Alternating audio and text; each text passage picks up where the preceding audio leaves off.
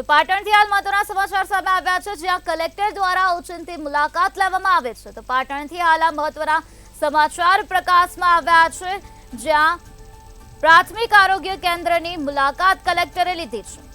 મુલાકાત દરમિયાન તબીબ ગેરહાજર જોવા મળ્યા છે। ડોક્ટર નિક્ષિતસિંહ રાજપૂતની ગેરહાજરી જોવા મળી છે।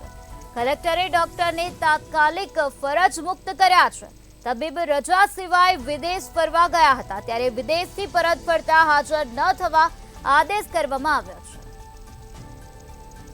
તો પાટણમાં કલેક્ટર દ્વારા ઓચિંતી મુલાકાત લેવામાં આવી છે। પ્રાથમિક આરોગ્ય કેન્દ્રની કલેક્ટરે ઓચિંતી મુલાકાત લીધી, ત્યારે મુલાકાત દરમિયાન તબીબ ગેરહાજર જોવા મળ્યા હતા। તબીબ રજા સિવાય વિદેશ ફરવા ગયા હતા, ત્યારે વિદેશથી પરત ફરે ત્યારે હાજર ન થવા માટે આદેશ આપી દેવામાં આવ્યો છે। તો ડોક્ટર નિક્ષિતસિંહ રાજપૂતની ગેરહાજરી જોવા મળી છે। કલેક્ટરે ડોક્ટરને તાત્કાલિક ફરજ મુક્ત કરી નાખ્યા છે।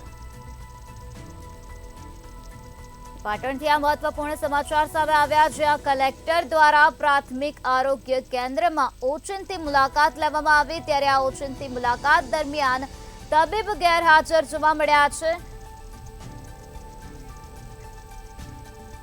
આજ મુદ્દે વધુ માહિતી આપવા માટે આપણી સાથે સંવાદદાતા પ્રવીણ દરજી જોડાઈ ગયા છે।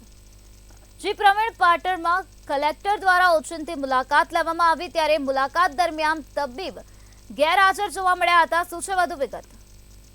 ચોક્કસ જણાવું તો પાટણ જિલ્લાના કલેક્ટર અરવિંદ વિજયન ઓચિંતી મુલાકાતે નીકળ્યા હતા, અને જેમાં પોતાની ગેરહાજરી દેખાતા એક ડોક્ટરને તેઓએ ફરજ પરથી મુક્ત કરી દીધા હતા। વાત છે પાટણ જિલ્લાના અગાર ગામની।